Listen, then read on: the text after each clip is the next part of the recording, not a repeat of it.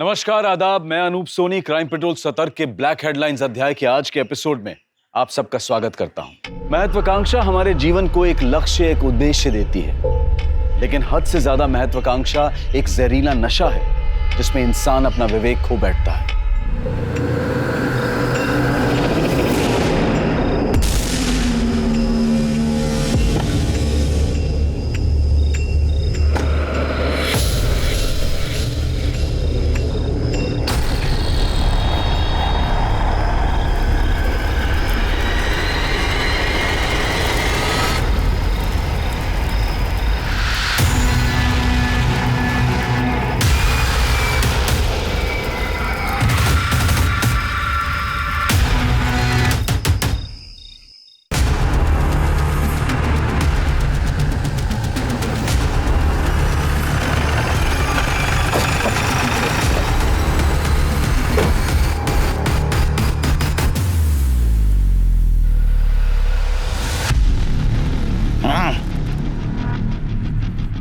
लगता है शिरके 12 घंटे हो चुके हैं बॉडी को जलाकर। सर, बॉडी के पास ये आधा जला हुआ सैंडल मिला है और बॉडी की हाइट और स्ट्रक्चर देखकर लगता है किसी फीमेल की बॉडी है। सर, ऐसे डिजाइन वाले सैंडल ज्यादातर कम उम्र की औरतें पहनती हैं। सर, बॉडी के पास ये पेट्रोल कैन मिला है, कट है, और ये लाइटर भी था। इसके ऊपर जो फिंगरप्रिंट मिले हैं, देखो आधार कार्ड के वेबसाइट पे किसी के साथ मैच होते हैं क्या? जी सर। गाड़ी किसकी पता चला शिरके? सर, हो सकता है कि विक्टिम की हो। आसपास मैंने लोकल्स में पूछताछ की है, लेकिन वो नहीं पहचानते किसकी गाड़ी है। गाड़ी के पेपर्स, लाइसेंस कुछ मिला? नहीं सर, ऐसा तो कुछ नहीं मिला। एक फोन मिला था, कट है, लेकिन ये फोन बंद है सर।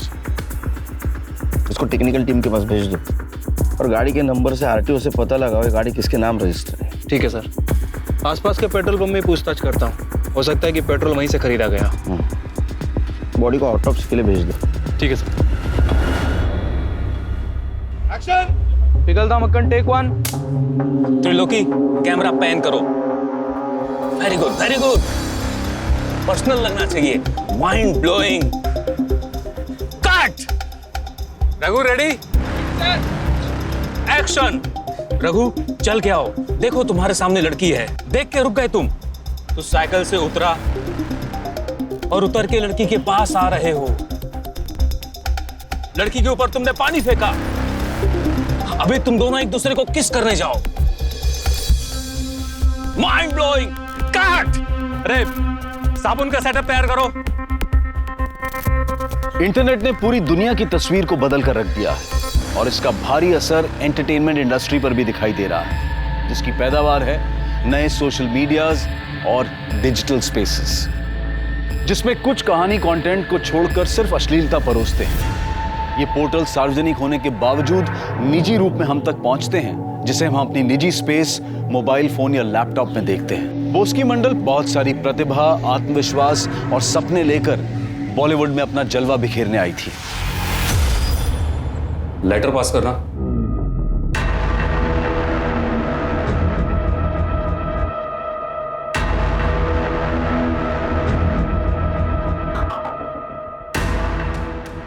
रुपेश, तुम क्या कास्टिंग कोऑर्डिनेटर हो यार? हाँ, ये कैसी लड़कियों को भेजते हो? सारी लड़कियां बस कपड़े उतारना चाहती हैं। मुझे एक्टर चाहिए, एक्टर। सर, मैं बहुत अच्छी एक्ट्रेस हूँ। मैं एक्टिंग, डांसिंग, सिंगिंग, फाइटिंग सब कुछ कर लेती हूँ। पता है, मैं जब स्कूल में थी ना, मैं जब ड्रामा करती थी तो मुझे हमेशा फर्स्ट प्राइज मिलता था सर। ये हुई ना बात। ऐसा करते हैं, अभी ऑडिशन करते हैं। हाँ, तुम ऐसा करो कि मुझे इतना सेड्यूस करो कि मैं अपने एक एक कपड़े उतारने पर मजबूर हो जाऊं। चलो शुरू हो जाओ। Rupesh, all the best. Rupesh sir, रुकिए। मैं बंगाल से यहाँ एक्ट्रेस बनने आई, प्रोस्टिट्यूट बनने नहीं।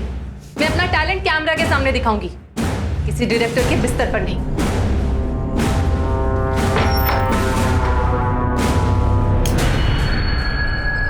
ए बोस्ती, ये आशीष लाल कोई छोटा मोटा डायरेक्टर नहीं है। मोबाइल सीरीज की दुनिया का बहुत बड़ा नाम है वो। यहाँ सब लोग ऐसे बात करते हैं, और तूने तो कहा था कि एक्ट्रेस बनने के लिए तो कुछ भी करने को तैयार है। हाँ, मैं कुछ भी करने को तैयार हूँ, लेकिन मर्यादा के साथ। जितने खुले कपड़े और खुले विचार होंगे, उतना ही ज्यादा अच्छा काम मिलेगा और उतना अच्छा दाम मिलेगा। यहाँ नहीं करना मुझे ये सब। निकाल इधर से। चल निकल। अरे, मैं तो आप ही के भरोसे यहाँ आई थी ना। आप ही के कहने से मैंने अपना घर गांव सब कुछ छोड़ दिया। अब मैं कहाँ जाऊंगी? तो अभी फैसला भी तू ही ले रही है। चल निकल चल चल निकल हट।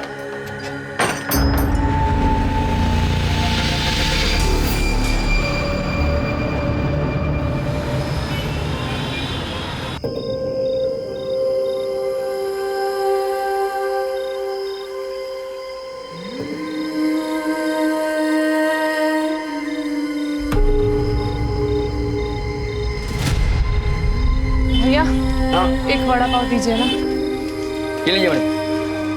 Thank you.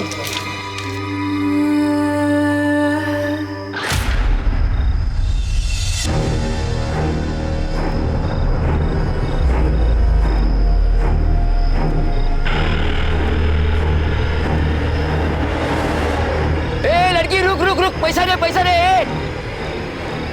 अरे रुक, पैसा दे।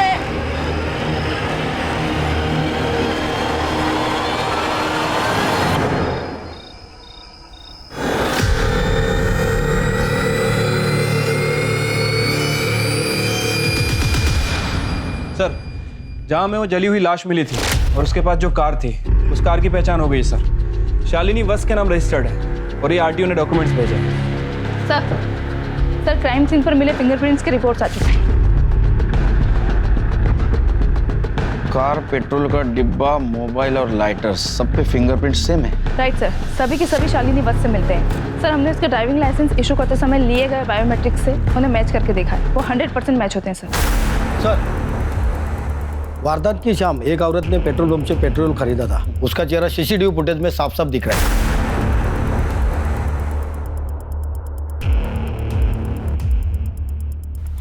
ये तो शालिनी है। इस पेट्रोल पंप वाले को अरेस्ट क्यों नहीं किया? सर वो बोल रहा था कि रात का टाइम था और वो औरत भी उनके सामने बहुत गिड़गिड़ा रही थी, इसलिए उन्होंने पेट्रोल दे दिया। सर कार में जो फोन मिला था वो खुल चुका है। इसमें एक सेल्फी वीडियो भी है सर। मम्मी, सुमित भैया, अभिनव, प्लीज मुझे माफ करना। मैं आग लगा कर जान देने जा रही हूँ। जिस किसी को भी मेरा ये फोन मिले, प्लीज पुलिस को दे देना। मैं अपनी मौत की जिम्मेदार खुद हूँ। सर ये तो आत्महत्या का केस है। सिंपल सा है, शालिनी पेट्रोल पंप पे गई, वहाँ से पेट्रोल खरीदा, उसके बाद वो सुनसान जगह गई जहाँ में उसकी बॉडी मिली। उसने वीडियो बनाया, वीडियो बनाने के बाद मोबाइल कार में रखा, खुद के ऊपर पेट्रोल डाला और खुद को जला लिया।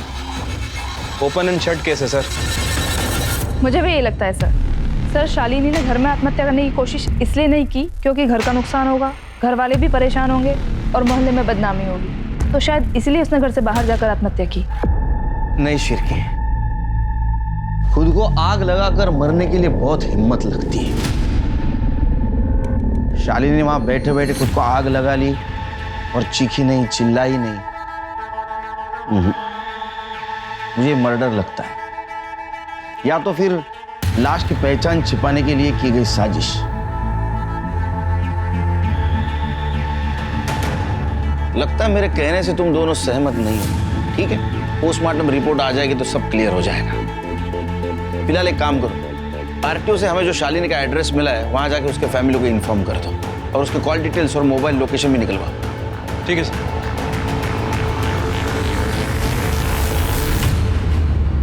सर ये बड़े साहब भी ना खाली पीली जीत कर रहे। इस केस में कुछ करने लायक है ही नहीं। एक अनजान युवती की जली हुई लाश मिलने से पुलिस टीम के अंदर एक अंदरूनी विवाद छिड़ गया। एक पक्ष का मानना था कि लड़की ने आत्महत्या की है, जबकि दूसरे पक्ष का यह मानना था कि यह हत्या है। खैर पुलिस अपनी कार्यवाही में जुट गई और ऐसे में पुलिस के सामने सबसे बड़ा सवाल था कि कौन थी ये युवती।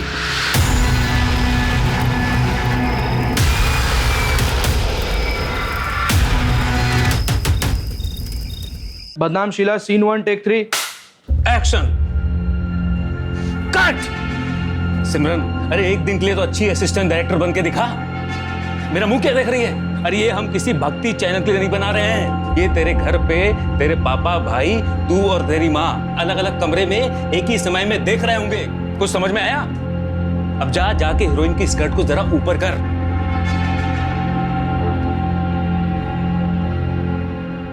Roll camera, sound, action. Dimpy, तुम किताब पढ़ रही हो, अचानक घंटी बजी पलटो। बॉस की एक्शन। आगे बढ़ो, आगे बढ़ो। तुम डिम्पी को ऐसे पकड़ो कि जैसे तुम मर्द हो और वो तुम्हारी बीवी। या कम ऑन, टच करो उसे, छुओ, सहलाओ, फीलर। Very good. कम।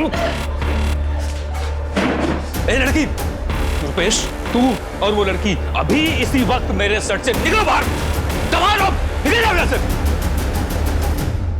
दीदी, मैंने आज तक ऐसे छोटे कपड़े कभी नहीं पहने। मेरे गांव वाले देखेंगे तो क्या सोचेंगे? अरे ये किसी टीवी या सिनेमा हॉल में थोड़ी आएगा। ये देख, ऐसे महंगे स्मार्टफोन पे आएगा। तेरे घर वालों के पास या गांव में किसी के पास है इतना महंगा फोन? फिर और वैसे भी अगर ये कोई देखता भी है ना तो किसी को बताता नहीं है। और फिर भी दीदी, ये सब कितना गंदा है। अरे गंदा कुछ नहीं होता, गंदी अपनी सोच होती है। तो कुछ गलत तो नहीं कर रही है ना? मेरी माँ ने न जाने कितने सालों तक स्ट्रगल किया है, तब जाकर आज मैं वेब सीरीज की दुनिया की इतनी बड़ी स्टार हूँ। अरे तू तो डायरेक्ट यहाँ आई है, पैसे कमा, नाम कमा। नहीं चाहिए मुझे ऐसे पैसे। तो फिर मुंबई में क्या करेगी? खाएगी क्या और जिएगी कैसे? तेरे घर वाले तुझे पैसे भेजते हैं? हाँ, मैं तो घर से भाग के आई हूँ दीदी। ये ऐसे नहीं मानेगी। एक बार मैं इसकी सारी शर्म निकाल देता हूँ। सब मैं समझाती हूँ उसे, ये कर लेगी ना तू? बदनाम Sheila, take 3 action. Very good.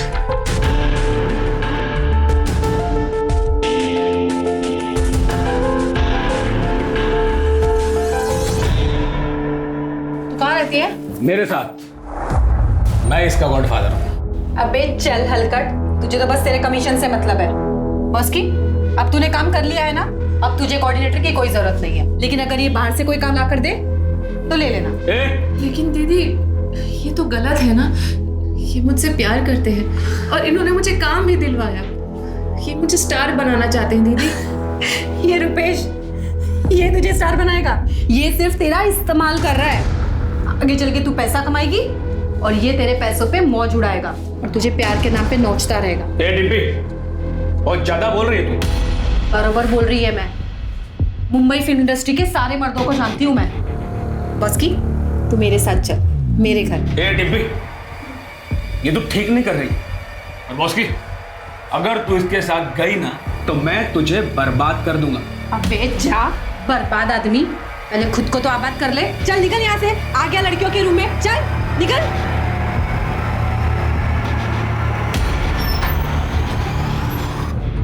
अरे क्या गलती है इसमें यार? जो कुछ भी करा उसने करा होगा।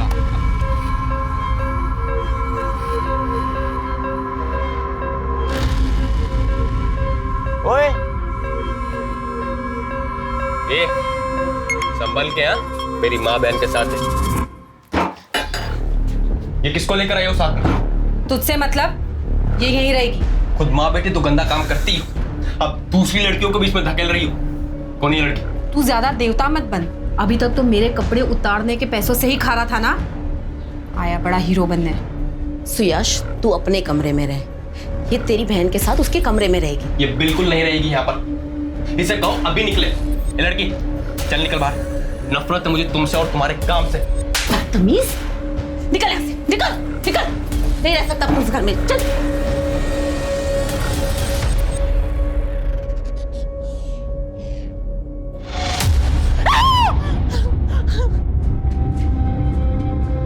हमें लाश के पैर में ये सैंडल भी मिला है। क्या ये शालिनी का है? ये सैंडल तो शालिनी का है, शालिनी है।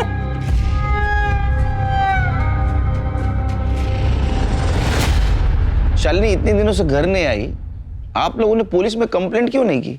6 महीने पहले तक तो हम सब लोग साथ में ही रहते थे, पर फिर अचानक से शालिनी के मन में क्या आया?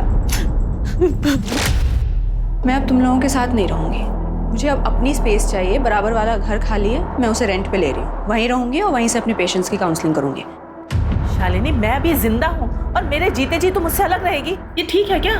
हाँ तो खाना तुम लोगों के साथ खा लिया करूंगी, लेकिन आप लोग जो ये इतने सवाल पूछते हैं ना मुझसे, कहाँ गई थी, कब आ रही है, कौन मिलने आया था, मुझे ना इन सवालों से चिढ़ मचती है। ऊपर से मेरा प्रोफेशनल स्ट्रेस, सबका दुखड़ा सुन के उनको एडवाइस करना आसान काम है क्या? शालिनी क्या करती थी? वो एक साइकोलॉजिस्ट थी। साइकोलॉजिस्ट तो लोगों को आत्महत्या करने से रोकते हैं। या शालिनी ने खुद ने आत्महत्या कर ली?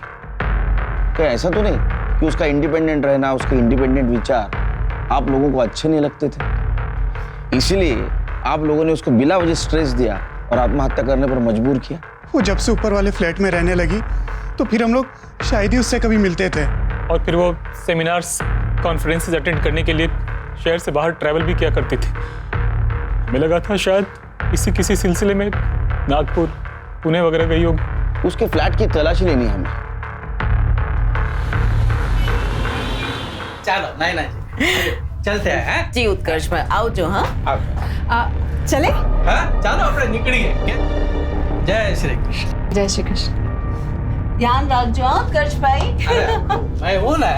चल चल।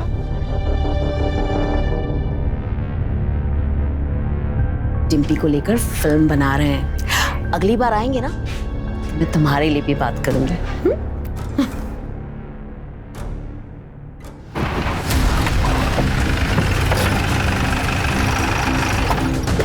कौन सा?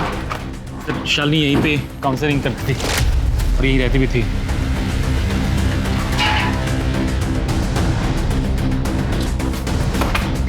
करड़े सर्च करो रूम में।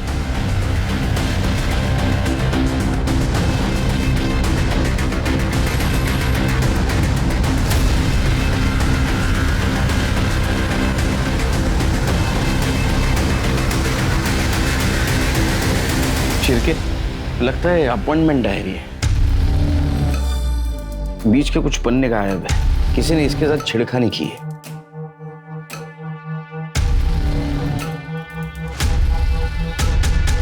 शिरके, शायद शालिनी को पेज पर दबाकर लिखने की आदत थी। ये देखो, मिसिंग पेज की हैंडराइटिंग नेक्स्ट पेज पर उभर कर आई है। एक काम करो, इसको हैंडराइटिंग एक्सपर्ट के पास भेजो और ये नाम रिकवर होते हैं कि देखो। सर ये जो मिसिंग पेजेस हैं, ये शालिनी के सुसाइड के पहले क्या? सुसाइड नहीं, मर्डर। मैं यकीन के साथ कहता हूँ ये मर्डर है, और मुझे तो इन दो भाई और माँ पर शक है। एक काम करो, इन सब के कॉल डिटेल्स और मोबाइल लोकेशन निकलवा, और ये जो भाई है इनका बायोडाटा निकालो। पोस्टमार्टम रिपोर्ट का क्या हुआ? सर कल तक आ जाएगी। ये देख, 6 महीने से मेरी कोई पेमेंट्स नहीं आई है और तेरी भी नहीं आई है। ऐसे में हमें समझदारी से काम करना होगा। घर का पूरा खर्चा माँ की सेविंग्स से चल रहा है, और ऐसे में हमें इतना भी नहीं करना चाहिए कि उन पे बोझ बन जाए। दीदी, यहाँ कोई सीधे तरीके से काम और पैसे क्यों नहीं देता? ये तेरा गांव नहीं है। अगर यहाँ रहना है तो यहाँ की इंडस्ट्री के हिसाब से चलना पड़ेगा। बिजनेस में रहना है तो ये सब कुछ तो करना पड़ेगा, और ये सब के लिए पैसे लगते हैं। और पैसे कहाँ से आते हैं? डायरेक्टर और प्रोड्यूसर्स के पास से। ठीक है दीदी, मैं सबसे मिलने जाऊंगी। ये हुई ना बात। रुक, ये देख, ये ड्रेस पहन के जा, काम जल्दी मिलेगा।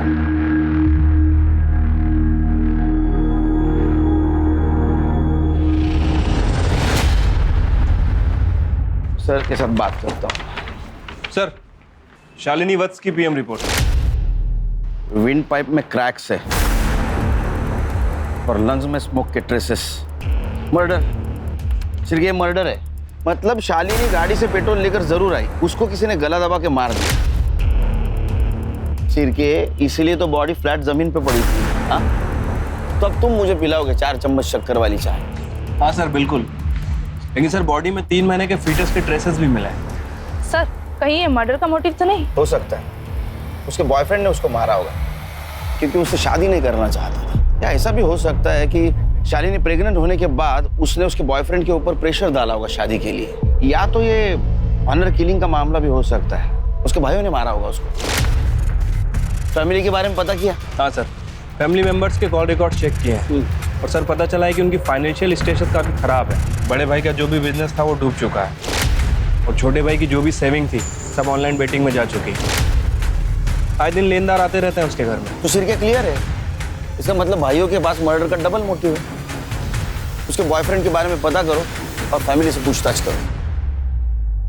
क्या वो 3 महीने के पेट से थी? ये जरूर उस बुढ़े डॉक्टर अनिल नागराज की करतूत होगी। मेरी शालिनी। अनिल नागराज कौन है? सर वो एक डॉक्टर है, काम के सिलसिले में शालिनी मिलती थी उनसे। उम्र में दुगने हैं शालिनी के और उससे शादी करना चाहते थे। जी हाँ, ये सच है कि मैं शालिनी से प्यार करता था और मैं उससे शादी भी करना चाहता था। फिर मुझे उसकी कई बातों से ये एहसास हुआ कि वो बहुत ही सेल्फिश और चालाक औरत है। अनिल, मैं और तुम एक ही क्लिनिक से ऑपरेट करते हैं ना, तो कितना कमाल का बिजनेस होगा ना अगर मैं उन्हें काउंसलिंग दूं और तुम उन्हीं पेशेंट्स को मेडिसिन प्रिस्क्राइब करना। बिल्कुल हो सकता है। कोई ऐसे में मेरा लोड कम हो जाएगा और क्लिनिक के जो एक्सपेंसेस हैं वो भी हम 50-50 आपस में शेयर कर लेंगे। एक्सपेंसेस? एक्सपेंसेस क्यों? मेरे आने से तुम्हारा धंधा बढ़ेगा ही। बिल्कुल नहीं, इनफैक्ट तुम्हारे पेशेंट बढ़ेंगे। माय डियर, ये अमेरिका नहीं है, ये इंडिया है और यहाँ पर लोग ना काउंसलिंग से ज़्यादा गोलियों पर विश्वास करते हैं। एक काम करते हैं, मैं तुम्हारी सारी शर्तें मान लूँगा, बस तुम मुझसे शादी कर लो। जब हम दोनों आपस में रिलेशनशिप में होंगे तो फिर ये लेन देन आड़ा ही नहीं आएगा ना। मैं सब कर सकती हूँ, शादी नहीं कर सकती। मैं उसकी मंशा समझ चुका था कि वो मुझे सिर्फ घुमा रही है। अच्छा, कहीं ऐसा तो नहीं कि आप हमें घुमाने की कोशिश कर रहे हैं और आप जो बोल रहे हो सब कुछ उससे उल्टा है?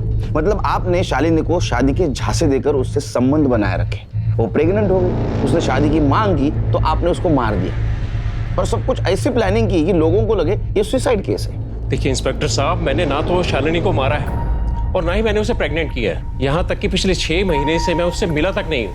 आप चाहे तो मेरी कॉल रिकॉर्ड चेक कर सकते हैं। वो तो चेक करेंगे, लेकिन आपके हम डीएनए टेस्ट भी करवाएंगे। इनको हॉस्पिटल लेके जाओ।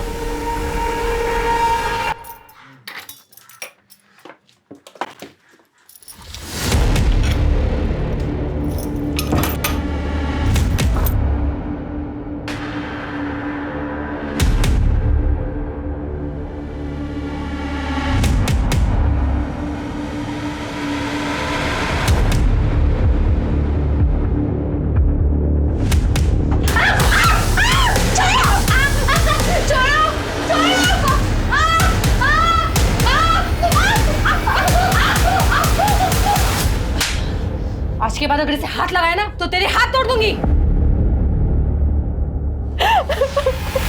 Thank you sir.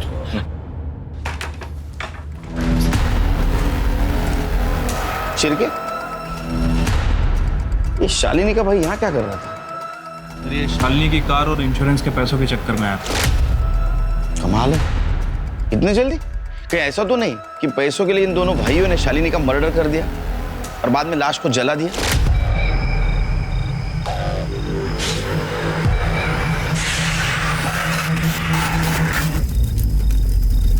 सर, इस बात का अभी तक हमें कोई क्लू नहीं मिला है। नहीं मिला तो हम ढूंढेंगे। Okay. 1 2 3 4 5 6 3। सर, इस सीरीज में मैं सिर्फ एक गाने में हूँ। इसे स्पेशल अपीयरेंस कहते हैं। तुमने ही बॉस की गवा दी और वो मेन हीरोइन बन गई। 5। अरे सागर, शॉट रेडी है क्या? Yes sir. अरे राजू जरा। मुझे हवा निकालनी भी आती है। 3 4 5 6 7 8। रुपेश, तुम्हें अगर बॉस्की का कमीशन चाहिए तो पैकअप के बाद मुझे बाहर मिलो।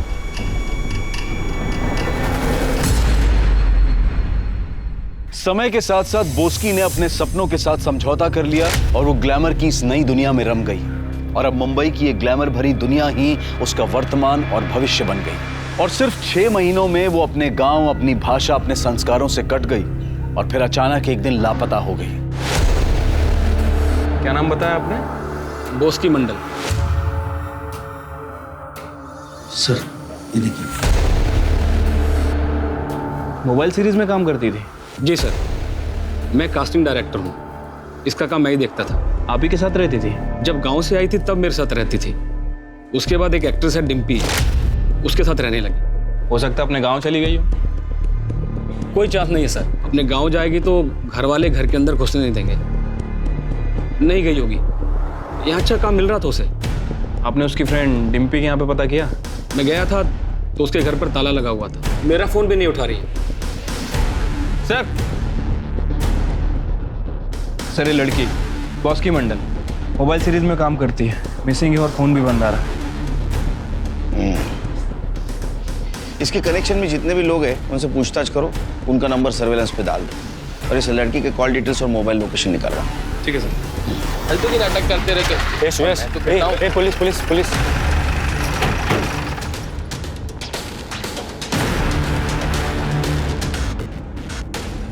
सर हम लोग शूटिंग के लिए सिलवासा गए थे। जब हम निकले तो बॉस्की यही थी। बॉस्की, मैं और माँ 3-4 दिन के लिए सिलवासा जा रहे हैं शूटिंग के लिए। तू आराम से रहना, हाँ? और अगर किसी चीज़ की ज़रूरत हो ना तो जुगर किराने वाले के पास से ले लेना और पैसे लिखवा देना, ठीक है? लेकिन जब हम वापस आए तो वो घर में नहीं थी।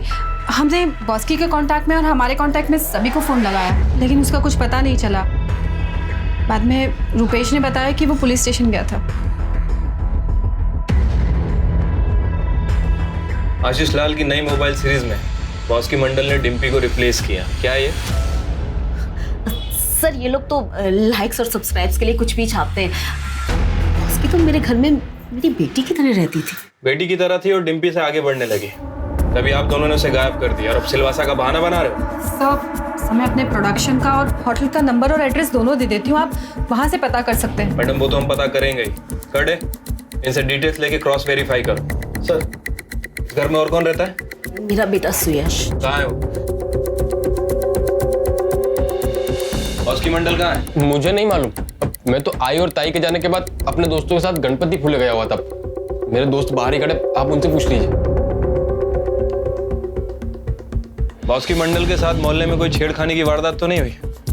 कहीं ऐसा तो नहीं कि मोहल्ले में से किसी ने उसे किडनैप करके रखा? नहीं सर, हमारा मोहल्ला थोड़ा वैसा है, लेकिन ऐसा कोई नहीं कर सकता। कमरा कौन सा है उसका? कोई फोन वगैरह मिला? नहीं सर।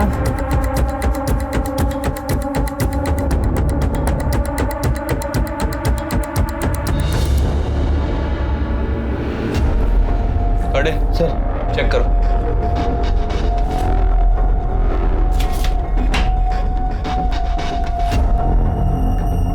सर ये देखिए, बॉस्की मंडल के नाम से medical file.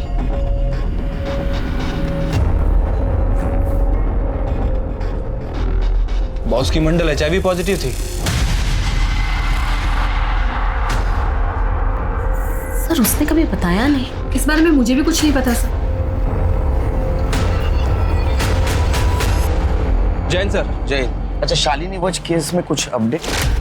Sir DNA report और हैंडराइटिंग एक्सपर्ट की एनालिसिस का इंतजार है। बॉस्की मंडल केस का कोई अपडेट? सर बॉस्की के घर पे फोन नहीं मिला और उसके कॉल रिकॉर्ड्स भी क्लियर है, लेकिन सर उसके घर पे एक पैथोलॉजी लैब की रिपोर्ट मिली है जिसमें ये मेंशन है कि वो HIV पॉजिटिव है। तो मुझे लगता है कि शायद इसी वजह से वो कहीं चली गई है। उसके नेटिव प्लेस पूछताछ की? हाँ सर, वेस्ट बंगाल में वहाँ की लोकल पुलिस गई थी। सर उसके माता पिता का कहना है कि जब से बॉस्की घर से गई है ना तो उसने कभी घर पे फोन किया और ना ही कभी घर आई है। सिर्फ एक काम करो, उसके कनेक्शन में जितने भी लोग हैं उनके कॉल रिकॉर्ड क्रॉस चेक करो और क्वेश्चनिंग शुरू कर दो। हमने बॉस्की मंडल और तुम्हारे कॉल रिकॉर्ड्स चेक किए हैं। तुम्हारी और बॉस्की की फोन पर बहुत लंबी लंबी बातें होती थी और इस वक्त वो मिसिंग है। कहाँ है बॉस्की मंडल? सर मुझे नहीं पता बॉस्की कहाँ है। हाँ मेरी उससे बातचीत होती थी क्योंकि मैं उसका गॉडफादर हूँ। मैंने उसे पहला ब्रेक दिया था।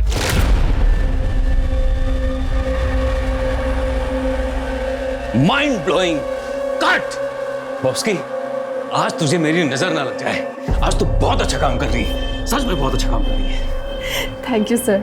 सर आप मसाला कॉमेडी फिल्म बनाइए ना, मैं आपके लिए उसमें एकदम फ्री में काम करूंगी। अरे ऐसी फिल्में मुझे देगा कौन? अब तो मैं ऐसी वैसी सीरीज का डायरेक्टर हो गया हूँ। आप खुद पे विश्वास रखो, सब होगा। सर वो मुझ में चेंज ला रही थी, मैं उसे गायब क्यों करूंगा? ठीक है तुम जा सकते हो, लेकिन दोबारा जरूरत पड़ी तो बुलाऊंगा। ओके।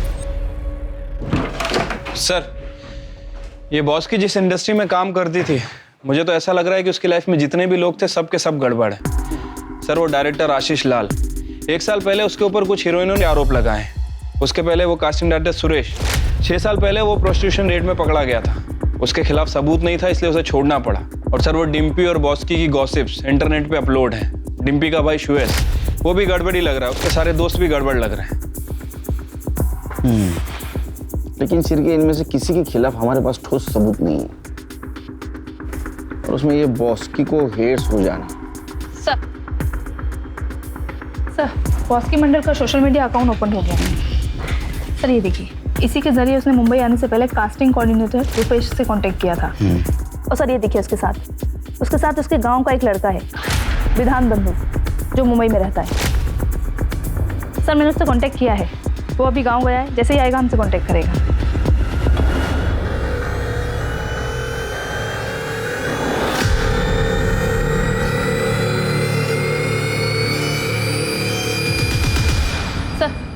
हैंडराइटिंग एक्सपर्ट की रिपोर्ट आ चुकी है। शालिनी वत्स की अपॉइंटमेंट आई से फटे हुए पेजेस में से ये 8 नाम रिकवर हुए। अरे इसमें तो बॉस्की का भी नाम है। इसका मतलब बॉस्की लापता होने से पहले शालिनी से मिली थी। लेकिन क्यों? इन दोनों केसेस का आपस में क्या कनेक्शन हो सकता है? सर कनेक्शन का तो पता नहीं, लेकिन ये शालिनी साइकोलॉजिस्ट थी। कहीं ऐसा तो नहीं कि बॉस्की उसके पास किसी काउंसलिंग के लिए गई थी? तो फिर अपॉइंटमेंट के डायरी में उसका पेज क्यों फटा था? कुछ तो भी गड़बड़ है शिर्के। सर ये डीएनए दो। डॉक्टर अनिल का डीएनए शालिनी के फीटस के डीएनए से मैच नहीं हुआ, और डॉक्टर के रूटीन चेकअप में भी शालिनी के फीटस का डीएनए शालिनी की मां से भी मैच नहीं हुआ। ऐसे कैसे हो सकता है? और तुम दोनों तो कह रहे थे ये ओपन एंड शट केस है, शालिनी ने सुसाइड किया है। ऐसा नहीं है शिर्के, हमें कुछ दूसरा रास्ता अपनाना होगा।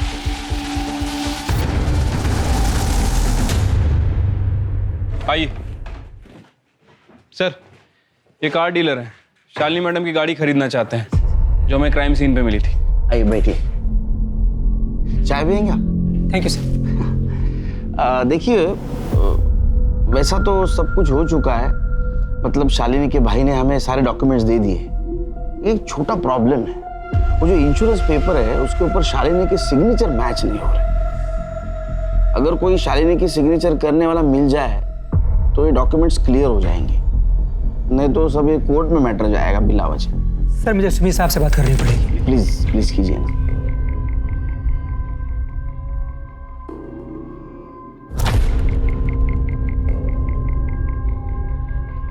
सर वो कहने हो जाएगा।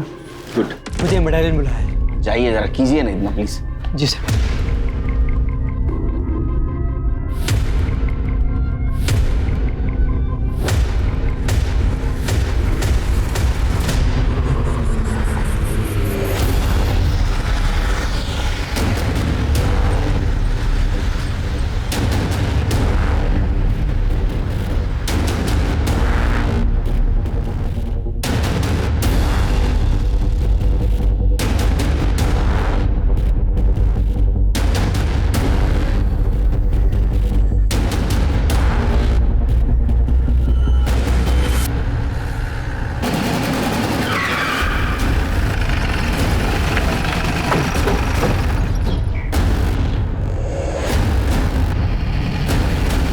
चेक करो।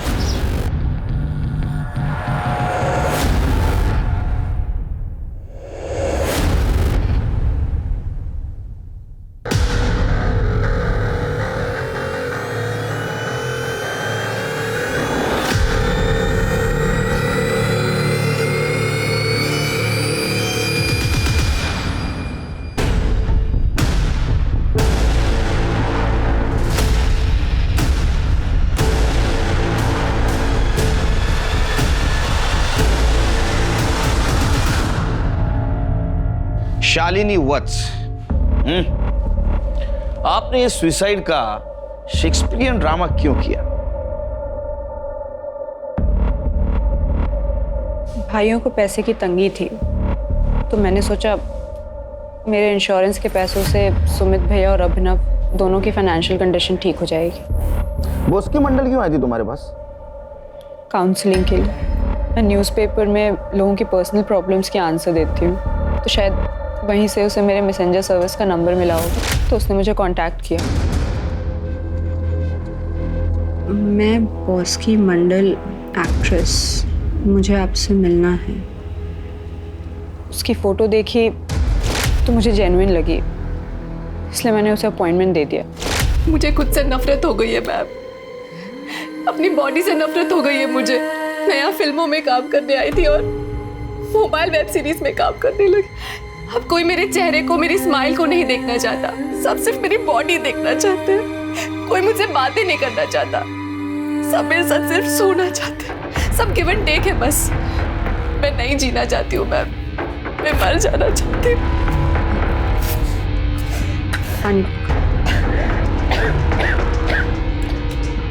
बॉस की, तुम्हें उन लोगों को कन्फ्रंट करना चाहिए। कोई फायदा नहीं है मैम, यहाँ सब मोटी चमड़ी है। हाँ, लेकिन मैं सुसाइड करने से पहले इन सब के बारे में किसी को जरूर बता कर जाऊंगी। कोई जो मेरा अपना हो, जो मुझे समझे, मुझे जज ना करे। उसने आपको कुछ बताया? नहीं। उसका हुआ क्या? अरे ऐसा मत देखिए, हमें सब पता है। हाँ, आप सिर्फ बोलते जाइए। सर वो मरना चाहती थी, मैंने उससे कहा कि जिंदगी को एक और मौका दो। बॉस की, एक काम करते हैं, 2 दिन के बाद कहीं बाहर मिलते हैं, खुली हवा में बात करेंगे, ठीक है? एक काम करो, 2 दिन के बाद 8 बजे मेरे बताए एड्रेस पे आ जाना, ठीक है? और वहीं ये दवाई खा लेना। मैं 5 मिनट बाद तुमसे मिलूंगी, ठीक है? जी मैम, पर मिलना कहाँ है? मैं तुम्हें एड्रेस देती हूँ। 8:05 पे मैंने उसे वहां बुलाया।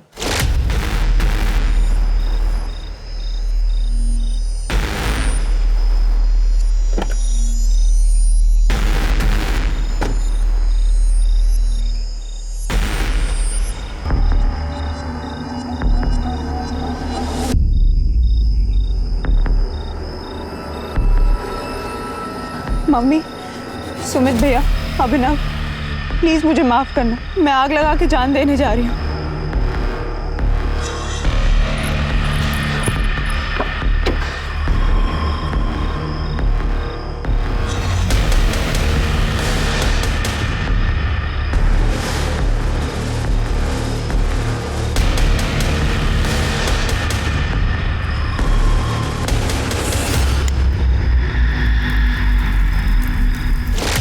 किरत, तुमने नहीं मारा बॉस्की को। उसका पोस्टमार्टम रिपोर्ट है हमारे पास। उसका पेट एम्प्टी था, तुम्हारे गोली से नहीं मरी। What? और ये कैसे पॉसिबल है? मैंने बॉस्की को नशे की इतनी हैवी डोज दी थी, उसकी मौत डेफिनेट थी। लेकिन तुमने जो गोली दी थी वो लेने से पहले ही उसको किसी ने मार दिया था, गला दबाकर। उसके विंड पाइप में क्रैक्स मिले हमें पोस्टमार्टम रिपोर्ट में। मतलब मेरी बॉडी को सिर्फ जलाया, मारा नहीं? फिर भी तुम्हें अरेस्ट करना होगा। डॉक्टर शालिनी वत्स पुलिस की निष्पक्षता और सही पोस्टमार्टम रिपोर्ट की वजह से मर्डर केस में तो बच गई, लेकिन उस पर डिस्ट्रक्शन ऑफ एविडेंस का नया चार्ज लगाकर उसे हिरासत में ले लिया गया। अब पुलिस के सामने बोस्की मंडल से जुड़े सवालों का अंबार लग चुका था। बोस्की आत्महत्या क्यों करना चाहती थी, कौन उसका गुनहगार था, किसने उसे आत्महत्या करने पर मजबूर किया और आत्महत्या से पहले ही उसकी हत्या कर दी। पुलिस नए सिरे से केस की जांच पड़ताल में जुट गई और बोस्की के जीवन से जुड़े हर व्यक्ति को शक की निगाह से देखा जाने लगा। सर बोस्की के गांव से जो लड़का विधान बंधु, वो मुंबई आ गया है। मैंने उसे पुलिस स्टेशन बुला लिया है। सर, बोस्की मुंबई जाने से पहले सोशल मीडिया मैसेंजर पे मुझसे कांटेक्ट किया और फिर मैसेंजर सर्विस से फोन भी किया। हेलो विधान दादा, केमन आछो? তোমার একটু हेल्प चाहिए दादा। मुझे फिल्मों में ट्राई करना है, मैं मुंबई आना चाहती हूँ। अरे खूब आलो, बिल्कुल आओ, मुझसे जो बन पड़ेगा मैं करूँगा। दादा, मेरे रहने के लिए कोई जगह का इंतजाम कर सकते हैं क्या आप? अरे मैं तो खुद इतने लड़कों के साथ रहता हूँ, तुम इंटरनेट पे क्यों नहीं ट्राई करती हो? वहाँ तो लड़कियों का बहुत सारा ग्रुप है, तुमको कोई ना कोई पेइंग गेस्ट मिल जाएगा। ठीक है दादा। फिर उसने मुझसे कोई कांटेक्ट नहीं किया और एक दिन मैंने उसे मार्केट में देखा। ए लड़की, रुक रुक रुक, पैसा दे, पैसा दे।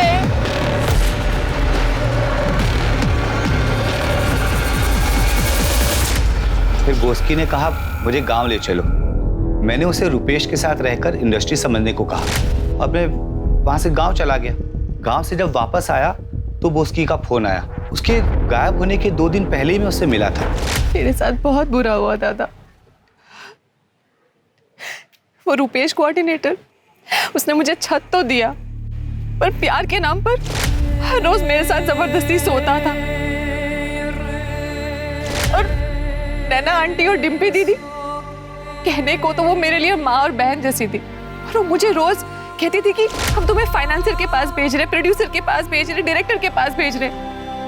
पर असलियत में तो वो मुझे बिजनेसमैन के पास भेजती थी प्रोस्टिट्यूशन के लिए, और मुझे काफी दिनों तक सबका कुछ पता ही नहीं चला। और वो डायरेक्टर आशीष लाल मुझे बोल्ड बनाने के चक्कर में मेरे साथ जबरदस्ती संबंध बनाता था।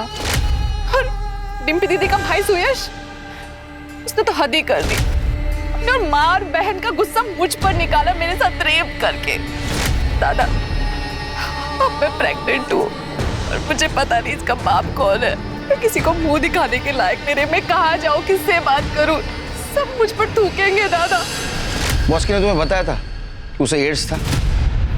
नहीं सर। ठीक है, जाओ। शिरकी, बॉस्की का पोस्टमार्टम जिस डॉक्टर ने किया, उससे पूछो कि उसने बॉस्की के बॉडी से जो ब्लड स्पेसिमेन रिकवर किए थे, क्या उससे यह पता चल सकता है कि बॉस्की को एड्स था या नहीं? और शिरके, अभी इसने 3 जनों के जो नाम लिए, आशीष, रूपेश और सुयश, इन तीनों को अरेस्ट करो और बॉस्की के फीटस के डीएनए से इनका डीएनए मैच करवाओ और इनका HIV टेस्ट भी कराओ। Yes sir. सर, नैना और डिम्पी से उन लोगों की लिस्ट भी लेता हूँ जहाँ बॉस्की को उन्होंने कास्टिंग के नाम पे भेजा था। रुपेश, आशीष, नैना, डिम्पी, सुयश सभी को अरेस्ट कर लिया गया। सारे मेल सस्पेक्ट सभी के डीएनए टेस्ट करवाए गए और सुयश का डीएनए बॉस्की की बॉडी में मिले फीटस के डीएनए से मैच कर गया, लेकिन इनमें से किसी को एड्स नहीं था। पुलिस ने सुयश को बहुत तोड़ा, लेकिन उसने बॉस्की की मौत में अपना हाथ होने से इनकार किया। पुलिस ने नैना और डिम्पी से पूछकर उन सारे लोगों की लिस्ट तैयार की जिसके पास उन्होंने बॉस्की को संबंध बनाने के लिए भेजा था। बहुत सारे लोग सामने नहीं आ रहे थे और जो कुछ सामने आए उन्होंने कुछ भी बताने से इनकार किया। सर, 4था चम्मच है ये। अरे 4 चम्मच शक्कर की चाय, दिमाग की बत्ती जलाए शिरके। सर, ऐसा शुगर हो सकता है। देखो सर, मैंने बॉस्की के मर्डर वाले दिन क्राइम सीन से डम डाटा स्टडी किया, जिसमें ये नंबर मिला है जो डिम्पी के कॉल रिकॉर्ड में है। शिरके, पता करो किसका है, बुलाओ इसको पुलिस स्टेशन। एक काम करो, ये नंबर के बारे में डिम्पी से पूछताछ करो। जी सर। सर, ये आदमी तो नहीं आ सकता, हमें खुद मिलने जाना पड़ेगा।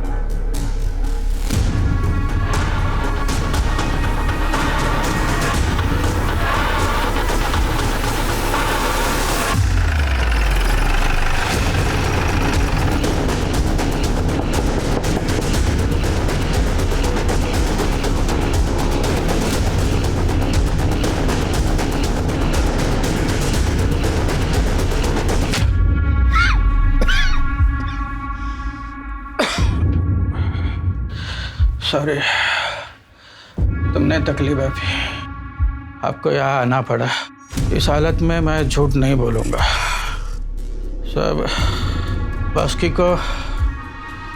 को मैंने ही मारा है।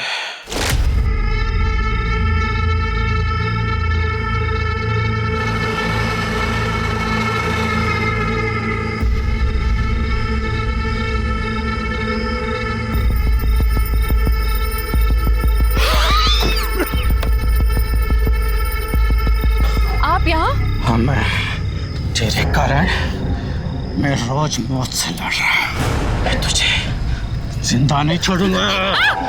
छोड़िए, आप क्या कर रहे हैं?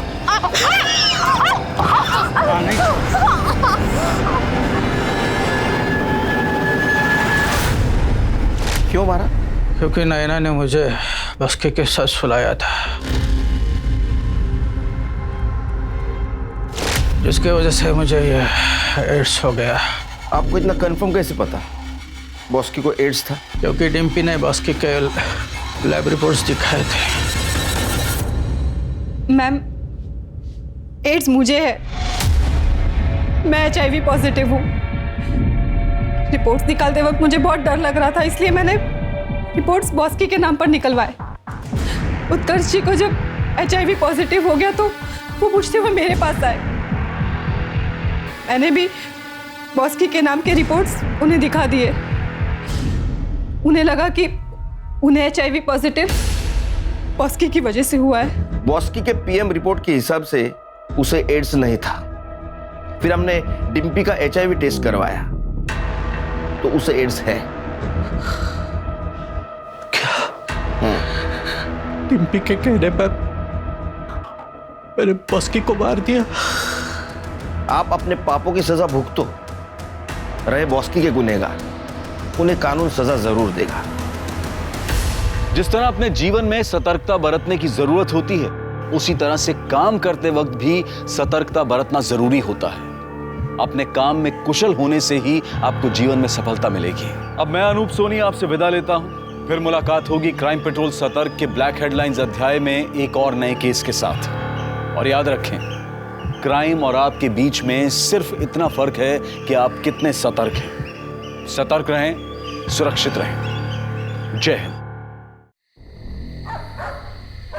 इस घर में सिवाय मेरे कुत्ते के कोई नहीं रहता और मेरी इच्छा है यहाँ इंसान बसे, बच्चों की किलकारियां गूंजे,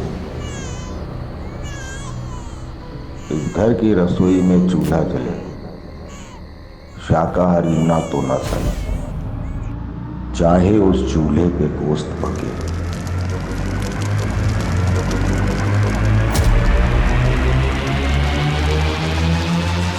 नमस्कार, आदाब। मैं अनूप सोनी क्राइम पेट्रोल सतर्क के ब्लैक हेडलाइंस अध्याय के आज के एपिसोड में आप सबका स्वागत करता हूं। चाह कुछ करने की, कुछ बनने की, सुनहरे भविष्य की, प्यार भरे जीवन की। चाह एक ऐसा शब्द है जो सकारात्मक भी है और नकारात्मक भी। चाह अगर सकारात्मक है तो ये जीवन को नई राह दिखाती है, उसे खुशियों से भर देती है, और अगर नहीं तो ये जीवन को तबाह भी कर सकती है। इंसान उसे पाने की जिद में ना सिर्फ अपने आप को बल्कि अपने आसपास के लोगों को भी तबाह कर देता है। आज का ये केस भी ऐसी ही चाह से जुड़ा है जिसने कई जिंदगियां बर्बाद कर दी, सुखी और संपन्न परिवारों को जलाकर राख कर दिया।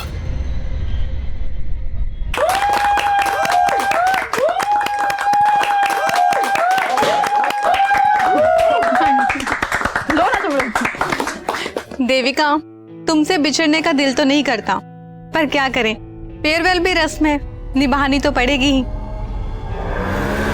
देविका, तुम इतनी अच्छी जॉब छोड़कर नोएडा शिफ्ट क्यों हो रही हो? मैं सिर्फ अपने बारे में नहीं सोच सकती नाती, मुझे अपनी पूरी फैमिली को साथ लेकर चलना पड़ता है। चलो कोई बात नहीं, हमसे दूर जा रही हो पर दिल से कभी दूर नहीं होगी। कभी भी मेरी जरूरत पड़े तो मुझे याद जरूर करना। पक्का।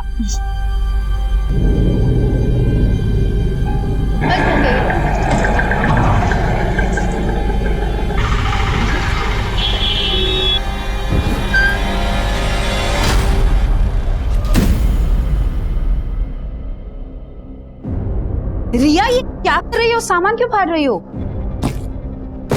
आपने मेरे सामान को हाथ भी कैसे लगाया मम्मा? मुझे बच्ची समझा आपने? रिया, बिहेव। क्या बात है देविका, क्यों डांट रही हो बच्ची को? बच्ची ये बोल रही है कि अब बच्ची नहीं रही। आप ज्यादा बोलो मत मम्मा, मुझे सिर्फ इतना बताओ मैंने नया टेडी कहाँ रखा है? रिया। अच्छा बेटा, नया टेडी वो तो ऊपर रखा हुआ है, जा ले ले जा। क्या बात है? मनीष, हम नोएडा तो शिफ्ट हो जाएंगे, but do you really feel Riya वहां ये बदतमीजी बंद कर देगी? क्यों, तुम्हें अपनी माँ और बहन पे भरोसा नहीं है?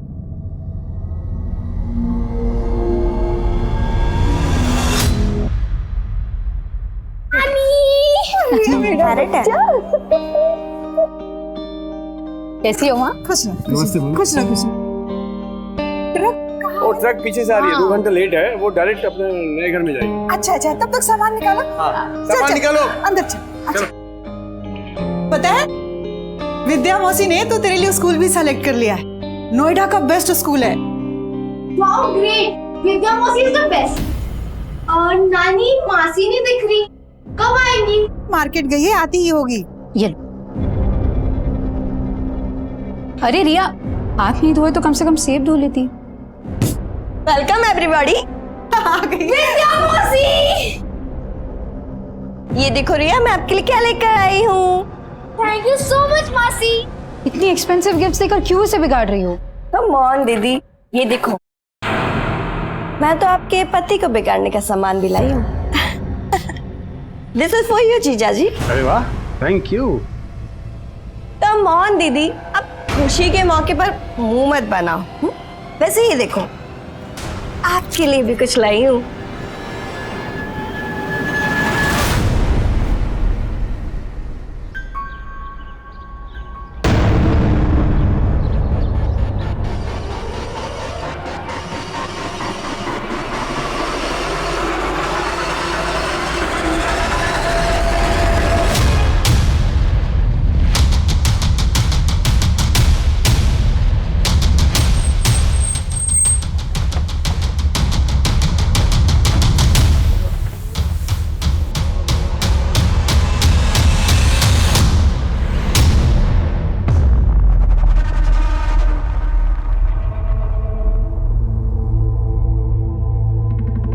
विंडो खोलो, अरे दरवाजा खोलो, खोलो सर।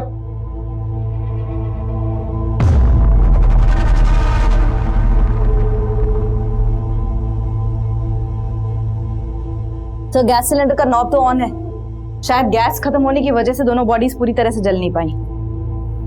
बहुत ही ब्रूटल मर्डर सर, दोनों के हाथ पैर बांधे गए।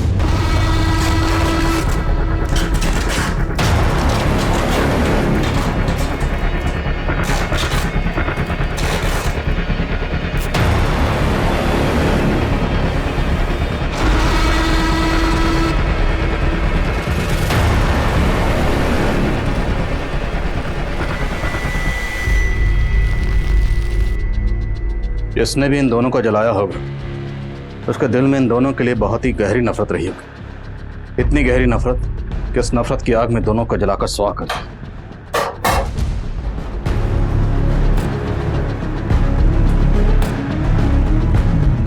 इसकी वजह से मेरे भाई की जिंदगी बर्बाद हो गई, इसका भी यही हश्र होना था।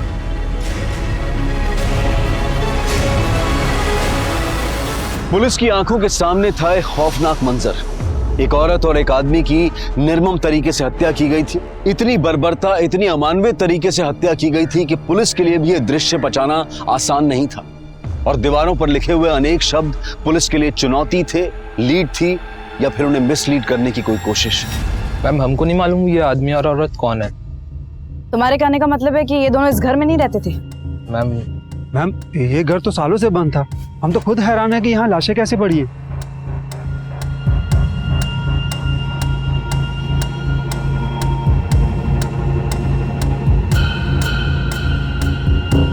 आप लोग बोल रहे हैं कि ये घर सालों से बंद है, लेकिन यहाँ का सामान देखकर तो ऐसा लग रहा है कि यहाँ सिर्फ आदमी औरत ही नहीं बल्कि कोई बच्चा भी रहता होगा। मैम, हमें इसके बारे में कुछ नहीं पता, और वैसे भी घर हमारी कॉलोनी से बहुत दूर है। अब यहाँ पे कौन आया, कब आया, कैसे आया, मैम इसके बारे में हमें कुछ भी नहीं पता। कमाल, पूरे मोहल्ले में कोई नहीं जानता यहाँ कौन रहता था? सर, मुझे तो लग रहा है ये लोग कुछ छुपा रहे हैं। पूरा मोहल्ला कुछ क्यों छुपाएगा? पता करो, इस घर का मालिक कोई और है या ये दोनों इस घर के मालिक?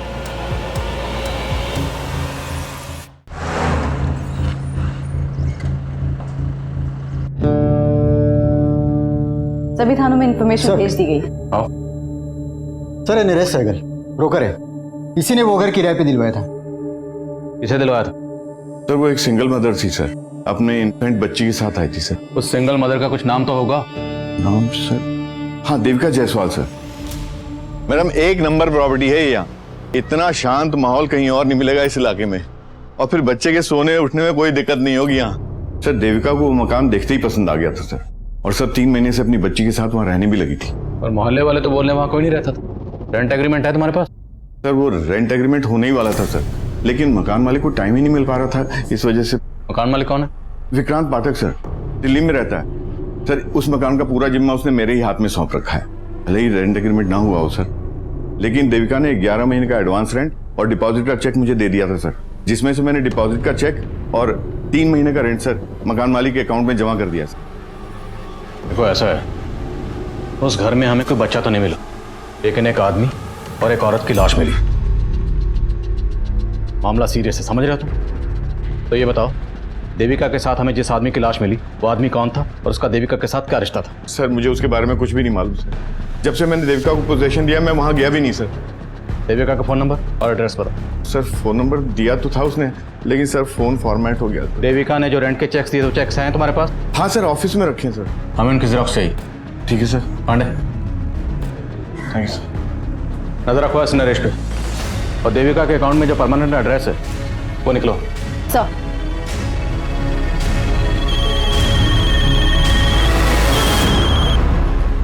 हाँ बोलो यादव।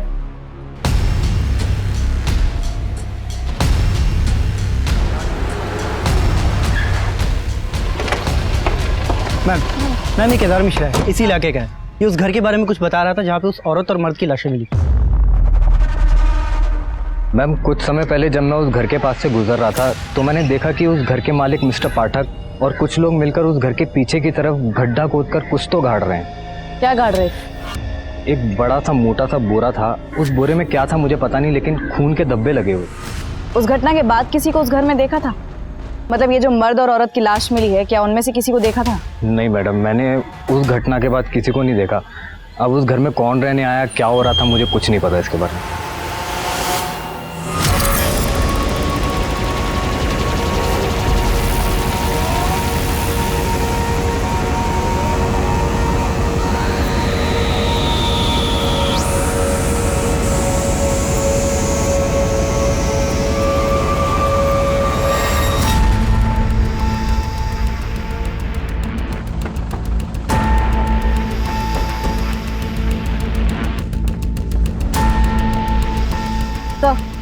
यही वो जगह है जहाँ केदार ने बोरे को गाड़ते हुए देखा था, लेकिन अभी तक कुछ मिला नहीं।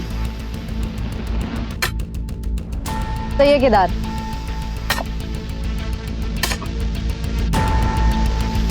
एक मिनट रुको। ओके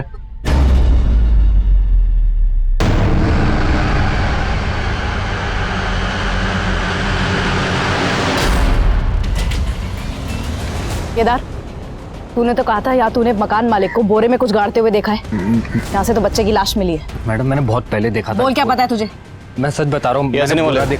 यादव थाने लेकर जाओ, अच्छे से पूछताछ करो। नरेश ने बताया था कि उसने देविका को इस घर में एक बच्चे के साथ रहते हुए देखा था, और अब घर के पीछे ये बच्चे की लाश। तो लाश को देखकर लगता है जैसे इसे कल परसों दफनाया गया, क्योंकि लाश अभी सड़नी शुरू ही हुई है। कहीं ये बच्चा वही तो नहीं जिसके साथ देविका रह रही थी? सर केदार भी यही कह रहा है कि उसने मकान मालिक को यहाँ बोरे में कुछ गाड़ते हुए देखा था। ये चक्कर क्या है, कुछ समझ में नहीं आ रहा। इस चक्कर का जवाब मकान मालिक पाठक ही देगा। उठाओ उसे। उस घर का मालिक विक्रांत पाठक पुलिस के हाथ लगने से पहले ही फरार हो चुका था। विक्रांत पाठक मुझे जल्द से जल्द अंदर चाहिए। विक्रांत और नरेश, ये इन दोनों की मिलीभगत हो सकती है। नरेश पे भी नजर रखो।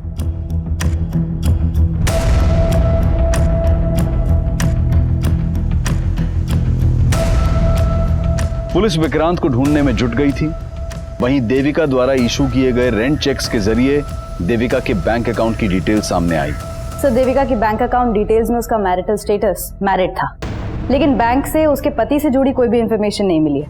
हाँ, परमानेंट एड्रेस जरूर मिला है।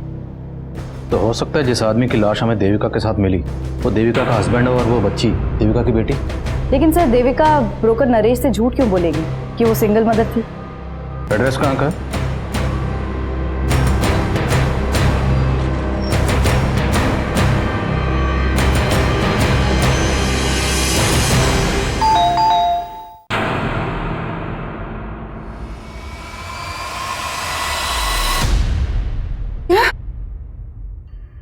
देविका की लाश?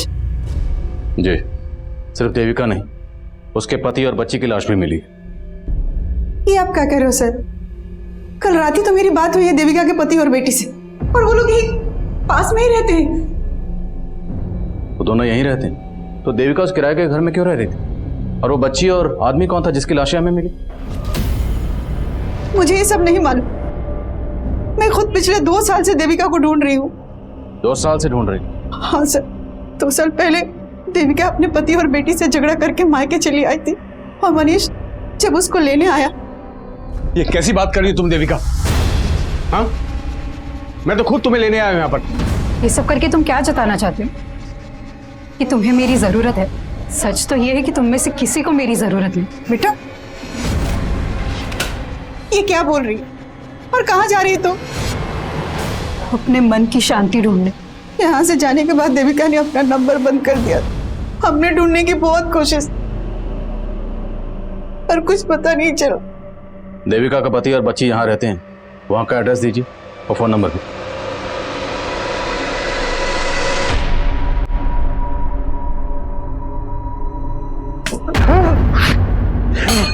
क्या बात है? आप यहाँ पर आराम से सो रहे हो और वहाँ मम्मा, आप मम्मा को वापस कब लेकर आ रहे हो?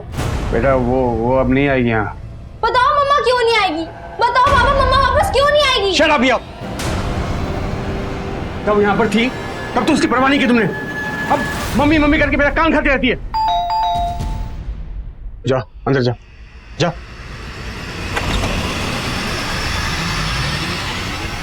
क्या देविका की लाश? बहुत ही गहरी नफरत निकाली गई। देविका के हाथ पैर बांध कर उसे चूल्हे पर जलाया।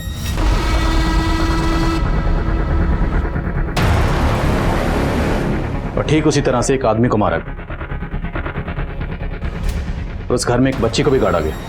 वो आदमी और वो बच्ची, ये दोनों कौन हो सकते हैं? सर मुझे कुछ नहीं मालूम। मैं तो 2 साल से नहीं मिला देविका से। लेकिन ऐसा क्या हुआ था जो देविका आपको तो छोड़कर गई, लेकिन अपनी बच्ची को भी छोड़ गई? सर दोष मेरा ही है। मैंने गलती ऐसी की थी कि जो देविका मुझे कभी माफ नहीं कर पाई। ये तुम्हारी ब्लेजर से निकले हैं जो तुम परसों अपने आउटडोर ट्रिप पे पहन के गए थे, कॉन्डम्स। देखो देविका, अब तुम कोई झूठी सफाई देने की कोशिश मत करना। मैंने तुम्हारे लिए अच्छी जॉब छोड़ी, यहाँ कर छोटी सी नौकरी कर रहे हो, और यहाँ तुम अय्याशियां कर रहे हो। अब बस मैं और यह तुम्हारे साथ नहीं रह सकती। तुम जाना चाहती हो जाओ, मैं तुम्हें रोकूंगा नहीं। लेकिन मुझे नहीं लगता कि रिया तुम्हारे साथ जाना चाहेगी। फिर मैं देविका को कभी खुश नहीं रख पाया। बिलीव मी, उसके जाने के बाद उसकी कमी का बहुत एहसास हुआ मुझे। मैं एक अरसे से उसे ढूंढ रहा हूँ सर। तो ढूंढ लिया होगा उसे, और ढूंढने के बाद जब देविका को किसी गैर मर्द के साथ देखा होगा तो बर्दाश्त नहीं हुआ होगा। क्या बोल रहे हो सर आप?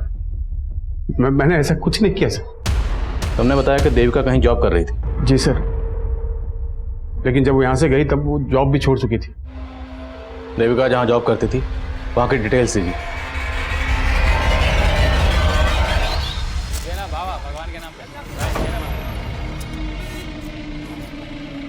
Keep the change. सेठ भगवान के नाम पे कुछ दो ना सेठ।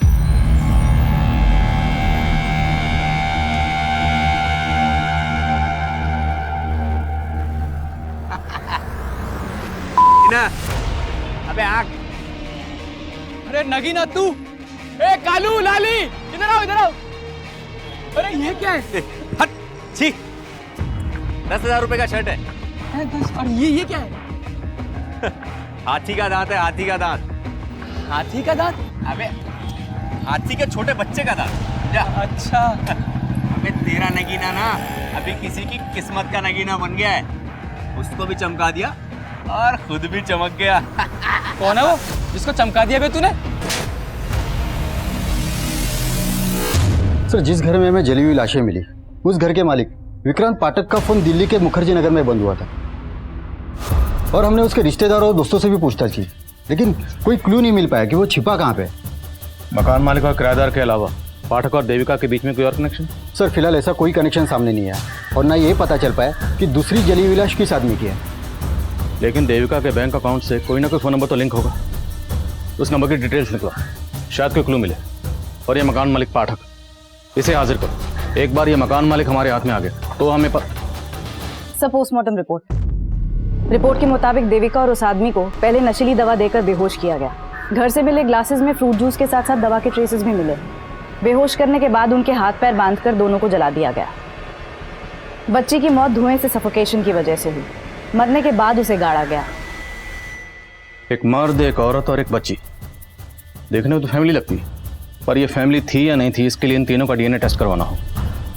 पर मारने से पहले इन दोनों को जूस में बेहोशी की दवा पिलाई गई, तो मतलब साफ ये काम किसी जान पहचान वाले का ही है। अब ये जान पहचान वाला या तो देविका की पहचान का होगा या उस आदमी की। देविका की पर्सनल और प्रोफेशनल लाइफ के बारे में जानते, देविका के नोएडा वाले ऑफिस में चलते। ये हमारी नगीना ने बनवाया है। देखो ये भी कैसा है।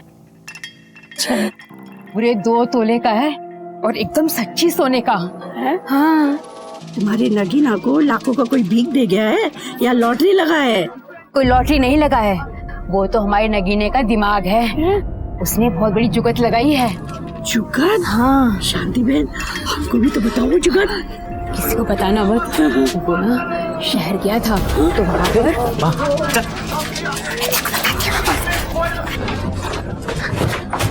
क्या बेवकूफी कर रही है? किसी को पता चल गया तो कितना बड़ा आफत आ जाएगा, तेरे को मालूम है क्या? अरे तू ही तो बोला था कि आफत उसको आएगा जिसने तुझको इतना पैसा दिया। जरा उठा उठा के ना तेरे दिमाग में कचरा ही भर गया है माँ। भी अपना मुंह बंद रख, समझी? जो मैं बोलता हूँ वही कर।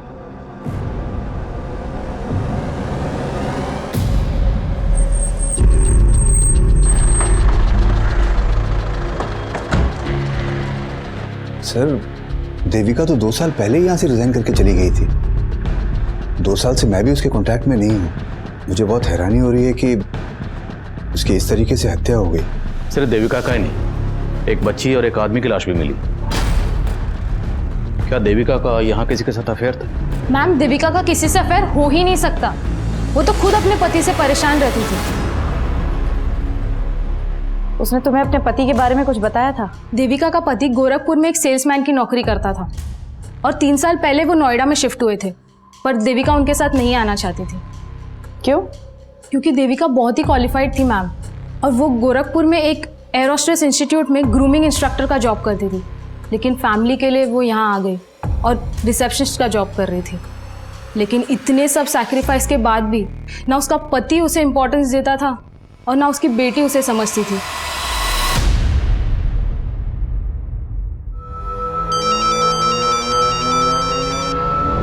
सर, उस घर के मालिक विक्रांत पाठक के उसके एक वर्कर के घर में छिपे होने की लीड मिली है।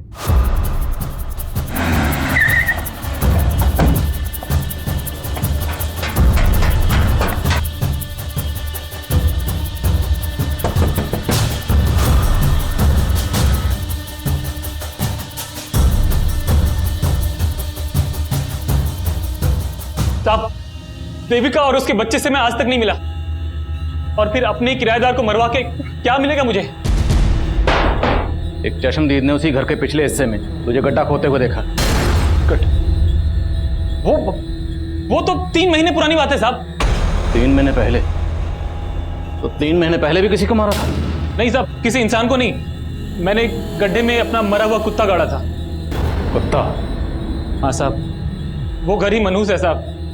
मुझे सस्ता मिला तो मैंने ले तो लिया, इन्वेस्ट कर दिया।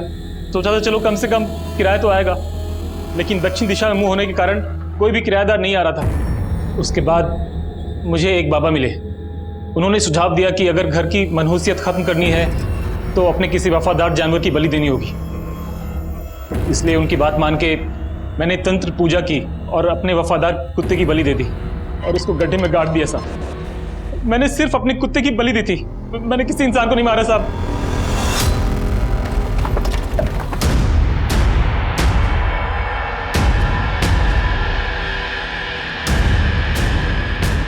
सर, मैंने यहीं पे गाड़ा था।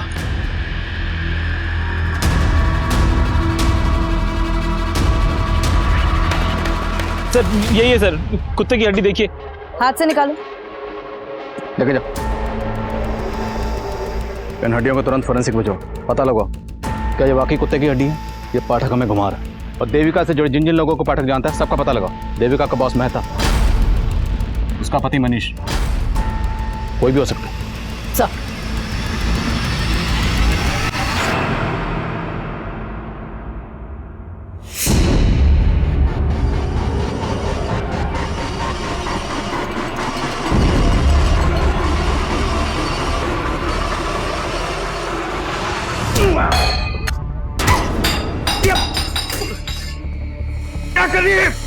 क्या करी तू? आपने मारा ना मेरी मम्मी को, इसलिए उस दिन बोल रहे थे ना कि मम्मा वापस नहीं आएगी। तू आपको मैं छोड़ूंगी नहीं। रिया, रिया, तू क्या करी है? मैं आपको छोड़ूंगी नहीं पापा। तेरी हरकतें मैं अभी ठीक करता हूँ, अभी ठीक करता हूँ। चुप कर। आपने मेरी मम्मी को मारा है। मैंने नहीं मारा। आपके सामने आपको एक्सपोज कर दूंगी। खोलो पापा, यू आर अ किलर। यहीं अंदर पड़ी रह तू। चुप कर, एकदम चुप चुप।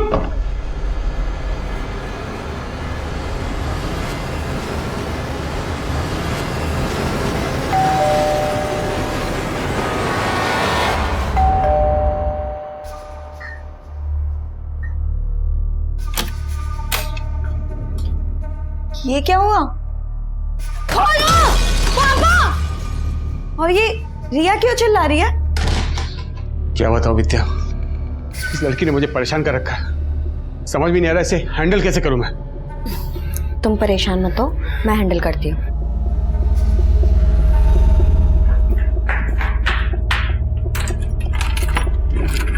रिया?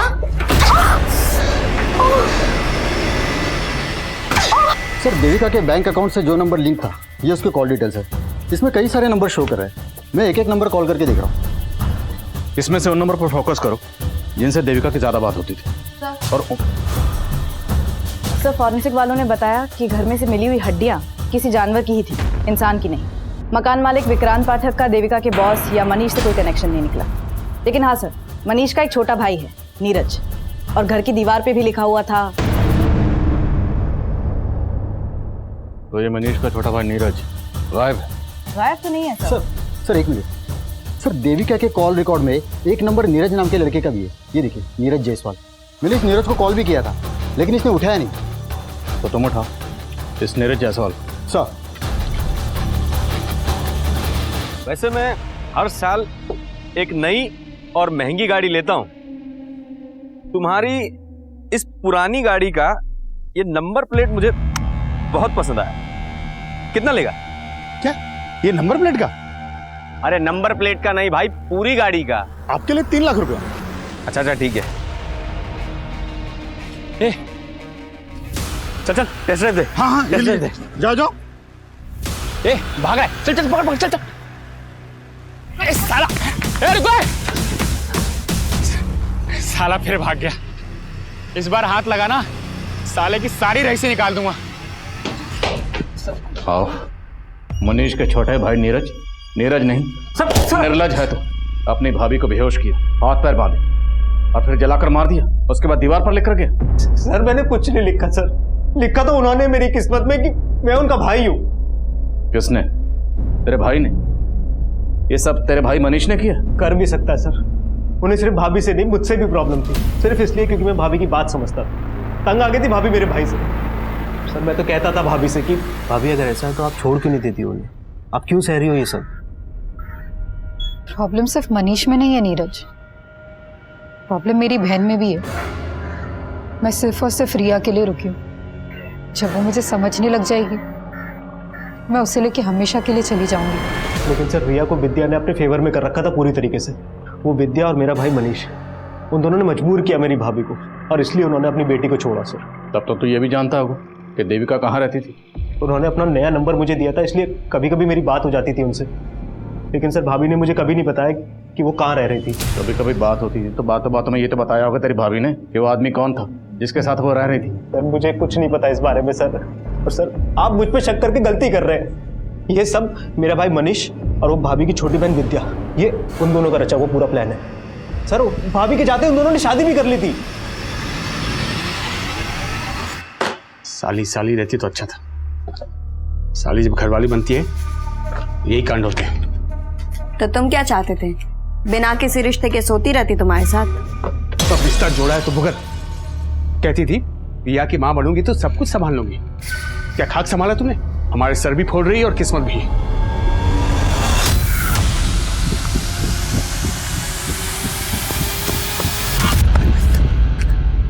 नहीं नहीं नहीं।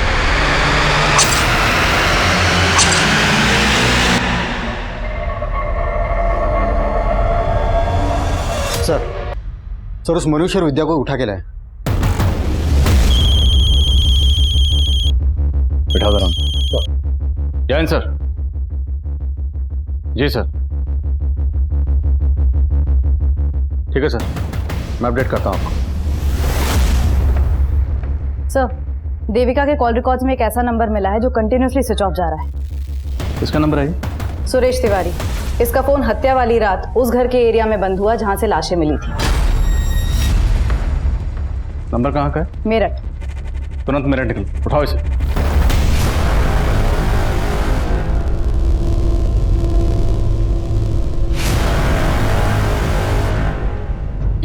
नहीं सुरेश जी छोड़िए उसको। नहीं हर्षा, हमारे पास अभी कोई चारा नहीं बचा हर्षा। वो आदमी हमें जीने नहीं देगा। हम उसका टॉर्चर सह के नहीं, हम इस रस्सी पे लटक कर मर जाएंगे। सुरेश जी मेरी बात तो सुनिए। अगर आप चले गए तो हम दोनों का क्या होगा? हर्षा मुझे पता है कि हमने साथ जीने मरने की कसम खाई थी, लेकिन हम साथ जी नहीं सकते तो कम से कम साथ मर तो सकते हैं। हम नहीं मर सकते। ठीक है। क्या कर रहे हैं आप? सुरेश जी मेरी बात सुनिए, छोड़िए उसको।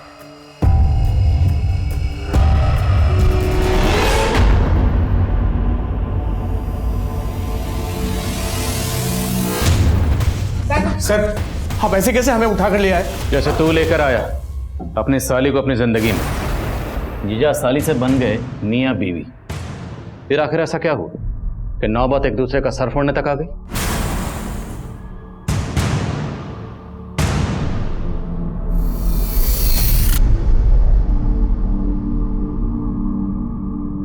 आई एम सॉरी मम्मा, मैंने कभी भी आपकी रिस्पेक्ट नहीं की। I am very bad.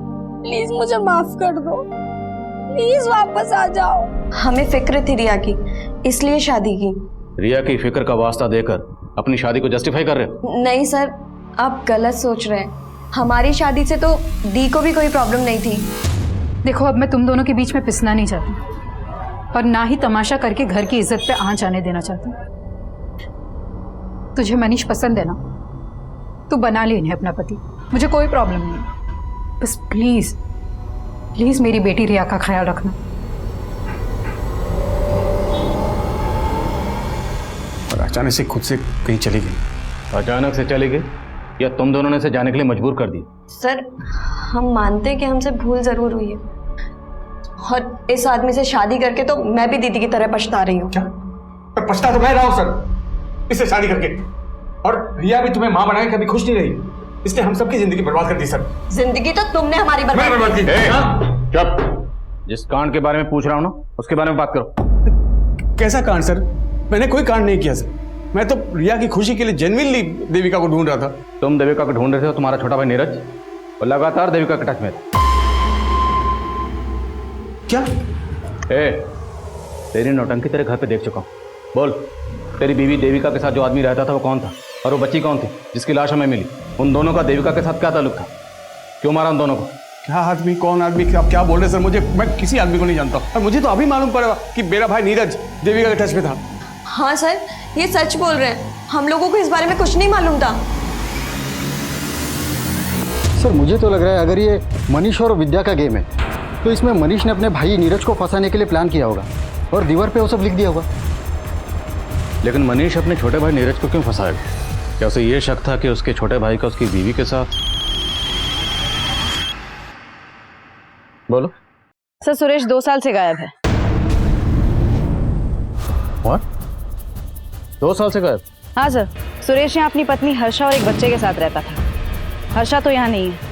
पता चला है कि सुरेश मेरठ में जल विभाग में क्लर्क था। अगर ये सुरेश 2 साल से गायब है तो इस सुरेश के नाम पर जो मोबाइल नंबर रजिस्टर्ड है उस नंबर से देविका को कॉल कौन करता था?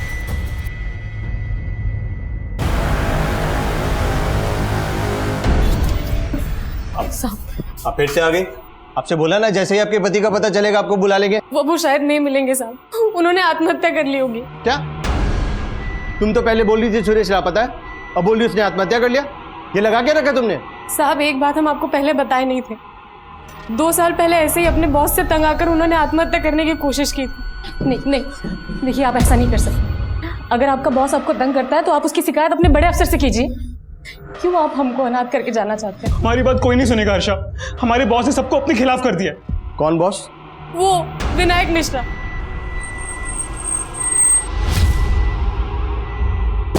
हाँ मैडम, सुरेश यहाँ मेरे अंडर में ही काम करता था, लेकिन 2 साल पहले वो अचानक से गायब हो गया। गायब हो गया? कहाँ गायब हो गया? दरअसल सुरेश एक नंबर का करप्ट आदमी था। रिश्वत ले लेके उसने बहुत गबन की और मुझे तो लगता है वो इसीलिए गायब हुआ है। एक तरफ सुरेश तिवारी का बॉस विनायक मिश्रा पुलिस को यह बता रहा था कि सुरेश जल विभाग में गबन करके पिछले 2 साल से गायब हुआ था। वहीं दूसरी तरफ सुरेश की बीवी हर्षा ने एक दूसरे पुलिस स्टेशन में सुरेश की मिसिंग रिपोर्ट फाइल की थी और वो ये कह रही थी कि सुरेश ने आत्महत्या कर ली होगी। जल्द ही ये जानकारियां दोनों पुलिस स्टेशन के बीच साझा हो गई और सुरेश की बीवी को उस आदमी की लाश की शिनाख्त के लिए बुलाया गया जो विक्रांत पाठक के घर में एक महिला और बच्चे की लाश के साथ मिली थी। तो आप कह रही हैं कि ये लाश सुरेश की, लेकिन जहां आपने इसकी मिसिंग कंप्लेंट फाइल की थी वहां आपने ये भी कहा था कि सुरेश ने आत्महत्या की होगी। तो अगर सुरेश ने आत्महत्या की थी तो ये लाश सुरेश की कैसे हो सकती है? हम अपने पति की लाश को पहचानने में धोखा नहीं खा सकते। पर विनायक तो ये कह रहा है कि सुरेश गबन और रिश्वत लेकर भागा। झूठ बोल रहा है वो, वही फंसा रहा था सुरेश जी को। एक काम ढंग से होता नहीं तुमसे। सर पर हमारी गलती क्या है तो बताइए। विनायक बहुत नीचा दिखाता था सुरेश जी को, सारे स्टाफ के बीच में डांट देता। साहब विनायक इसी ताक में रहता था कि कब वो सुरेश जी को काम से निकलवा दे और अपने एक रिश्तेदार को रख ले। और साहब सुरेश जी से एक गलती भी हो गई थी, उसी का फायदा उठा के उनके ऊपर रिश्वत लेने का और गबन का इल्जाम लगा दी। तो सुरेश से आखिर ऐसी क्या गलती हुई थी? साहब इन्होंने आत्महत्या तो नहीं की थी, लेकिन उससे पहले विनायक को एक सुसाइड लेटर मेल कर दिया था। मैडम वो कुछ मरना वरना नहीं चाहता था, वो मुझको ब्लैकमेल करना चाहता था, वो ईमेल करके। मैं अपने बॉस विनायक की वजह से आत्महत्या कर रहा हूँ? मेरी मौत का जिम्मेदार मेरा बॉस विनायक है। मैडम उसका ईमेल पढ़ के मैं बहुत डर गया था और अगले पल देखा वो ऑफिस में था। तुमने ईमेल के बारे में पहले क्यों नहीं बताया? मैडम जब से पता लगा वो गायब हो गया है, मुझे डर था कि वो ईमेल किसी के हाथ में लग जाए। डर इसलिए गए थे क्योंकि उसकी हत्या में तुम्हारा हाथ है। मैडम मैं सच कह, उसके साथ एक औरत देविका का भी मर्डर हुआ और इसकी बच्ची का भी। तुमने ही किया है ना? मैडम मैं सच कह रहा हूँ, मैं इनको जानता भी नहीं हूँ। आप कह रही हैं कि आप इस देविका को नहीं जानते, पर यह दावा कर रही हैं कि इस देविका के साथ हमें जिस आदमी की लाश मिली वो आपके पति सुरेश की लाश। तो अचानक 2 साल बाद आप अपने पति की आत्महत्या की खबर देने पुलिस स्टेशन क्यों गए? क्योंकि 2 साल से सुरेश जी हमारे संपर्क में थे। वो भागे जरूर थे 2 साल पहले विनायक से डर के, लेकिन बीच बीच में चोरी छिपे हमसे मिलने आया करते थे। फिर अचानक से उन्होंने घर आना बंद कर दिया। उन्होंने जो नया नंबर लिया था वो भी बंद आने लगा। बस इतना पता था कि वो यहाँ शहर में कहीं रहते हैं, तो इसलिए उन्हें ढूंढने आ गए। और जब वो नहीं मिले तो उनकी मिसिंग कंप्लेंट लिखा दी हमने। आपके सुरेश जी ने शायद घर आना इसलिए बंद कर दिया होगा क्योंकि सुरेश ने दूसरा घर बसा लिया था इस देविका के साथ। क्या बात कर रहे हैं साहब आप? वो सपने में भी हमें धोखा देने की नहीं सोच सकते।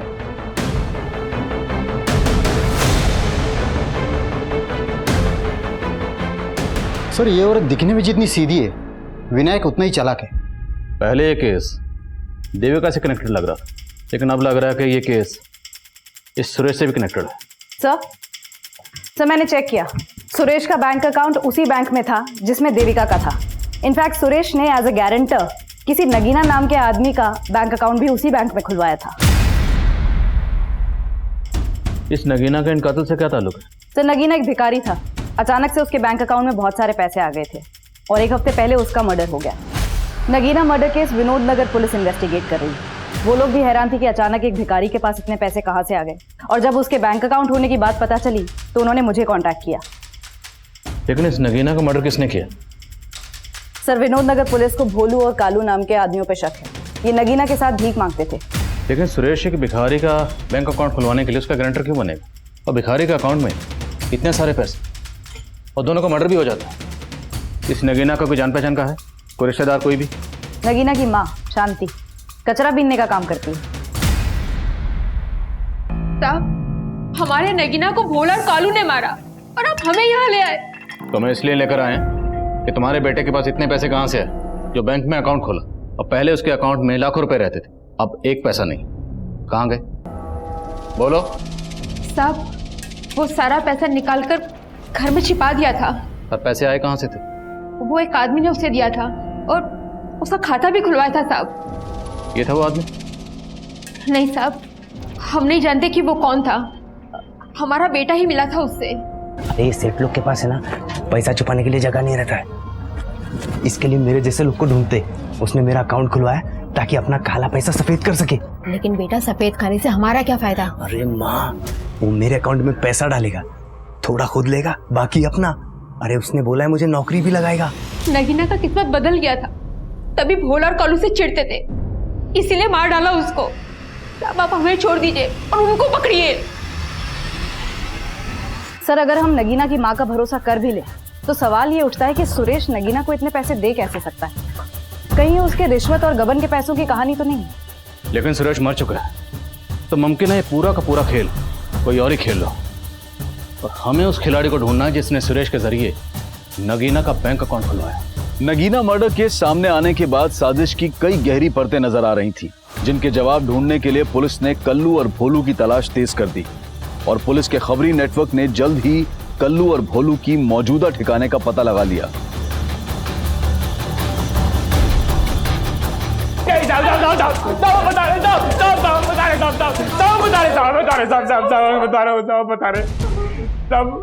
हमने नगीना को पैसों के लालच में नहीं मारा, वो कभी ना लाली को अपने साथ लेके चला गया।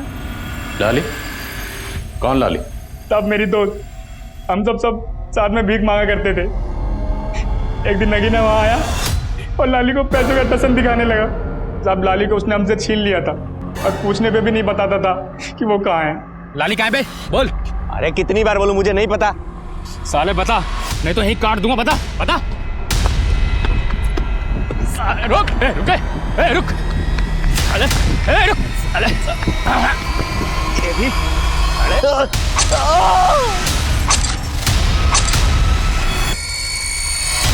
लाली का पता चला? नहीं साहब। देखो, अगर माँ करो जरा धुलाई। नहीं साहब, मैंने बता दिया। सर, घर से जो 2 जली हुई लाशें मिली और घर के पीछे से जो बच्ची की लाश मिली है, इन तीनों की डीएनए रिपोर्ट्स आ गई हैं। बहुत ही चौंकाने वाली रिपोर्ट्स हैं।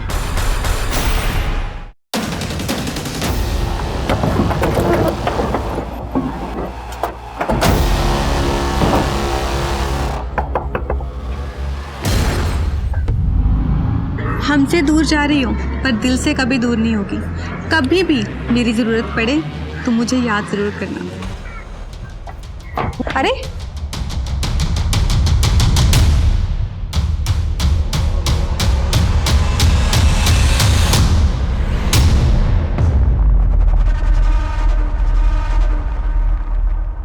रिपोर्ट से पता चलता है कि बच्ची का डीएनए सुरेश के डीएनए से तो मैच करता है, पर देविका से नहीं। इसका मतलब वो डेड बॉडी देविका की नहीं है। मतलब ये सारा का सारा गेम देविका। नजरें मत झुकाओ, जो किया वो क्यों किया ये बताओ। मैं तो बस शांति की जिंदगी जीना चाहती थी, पति और बेटी का प्यार चाहती थी, लेकिन किसी ने मुझे नहीं समझा। मैं सबसे तंग आकर चली गई थी। कोई अच्छी सी नौकरी ढूंढ कर सेल्फ डिपेंडेंट बनना चाहती थी। और फिर एक दिन जॉब ढूंढते ढूंढते मेरी मुलाकात सुरेश से हुई। हम अच्छे दोस्त बन गए, साथ रहने लगे। लेकिन इसके बारे में मैंने अपने घर वाले से कुछ नहीं कहा। और तुम्हारा देवर नीरज, वो तो लगातार तुम्हारे टच में था। मैं उसके कांटेक्ट में थी, लेकिन सिर्फ इसलिए क्योंकि मैं जानना चाहती थी कि वहां क्या हो रहा था। और जब पता चला कि मनीष ने सच में विद्या से शादी कर ली, तो मैंने भी सुरेश से शादी कर ली। मैं एयर होस्टेसेस को ग्रूमिंग करने के लिए ऑनलाइन टीचिंग का जॉब कर रही थी। अच्छे खासे पैसे भी कमा लेती थी। लेकिन सुरेश कुछ नहीं कर पा रहा था। उल्टा वो तो मुझसे पैसे लेकर अपनी बीवी को भेजता था। इसलिए उसे छोड़कर अपनी बेटी के साथ उस घर में रहने चली गई। लेकिन वो मुझे ढूंढता हुआ वहां भी आ गया और कहने लगा, देविका ये बेटी मेरी भी है। ये हमारे प्यार की निशानी है देविका। और मैं उस हर्षा से नहीं, मैं सिर्फ तुमसे प्यार करता हूँ। तुम ये सोचो कि मैंने उस हर्षा को छोड़ दिया है। मैंने फिर सुरेश को एक मौका दिया, लेकिन अभी भी उसकी नीयत मेरी कमाई पर ही थी। तुम टेंशन मत लो हर्षा, मैंने सब सेट कर दिया। बस कुछ ही दिनों की बात है, फिर हम वापस साथ रहेंगे। मुझे शक होने लगा कि वो मेरे साथ बहुत बड़ा गेम खेल रहा है। और उस दिन से मैंने उस पर नजर रखना शुरू किया। फिर एक दिन मैंने उसको एक भिखारी के साथ देखा। उसका हूबहू हुलिया अपने जैसा बनवा दिया। मैं उसका सारा प्लान समझ गई थी। वो उस भिखारी को मार के ये साबित करना चाहता था कि वो मेरे साथ मारा गया। सुरेश नगीना को मारना चाहता था? जी सर, पर मैंने उसका ही प्लान उस पर उल्टा चल दिया। फिर मैंने नगीना को पैसे का लालच देकर अपनी कदकाठी की लड़की का इंतजाम करने के लिए कहा। और नगीना भिखारन लाली को तुम्हारे पास लेकर आया। जी आपने अपना नाम नहीं बताया? जी मेरा नाम लालिमा है। अच्छा, तुम नहीं ले रही हो? नहीं, मैंने अभी खाना खाया। लालिमा पियो ना।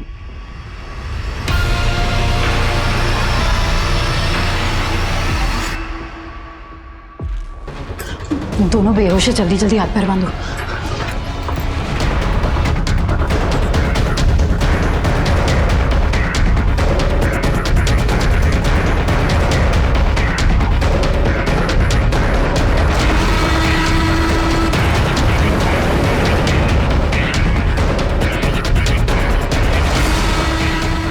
हमने उन्हें तो मार दिया, लेकिन मुझे नहीं पता था कि उस धुएं में मेरी बेटी।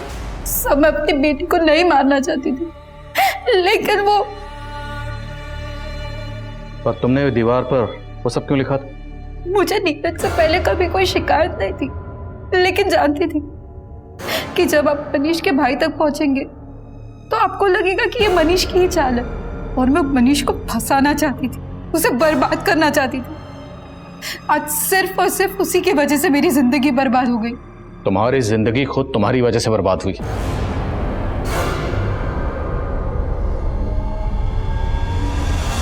कहते हैं जहां चाह होती है वहीं राह होती है, लेकिन जो राह अपराध के द्वारा चुनी जाती है उस राह पर चलकर जिंदगी एक डेड एंड पर जाकर खत्म हो जाती है। अब मैं अनूप सोनी आपसे विदा लेता हूं, फिर मुलाकात होगी क्राइम पेट्रोल सतर्क के ब्लैक हेडलाइंस अध्याय में एक और नए केस के साथ। और याद रखें, क्राइम और आपके बीच में सिर्फ इतना फर्क है कि आप कितने सतर्क हैं। सतर्क रहें, सुरक्षित रहें। जय हिंद।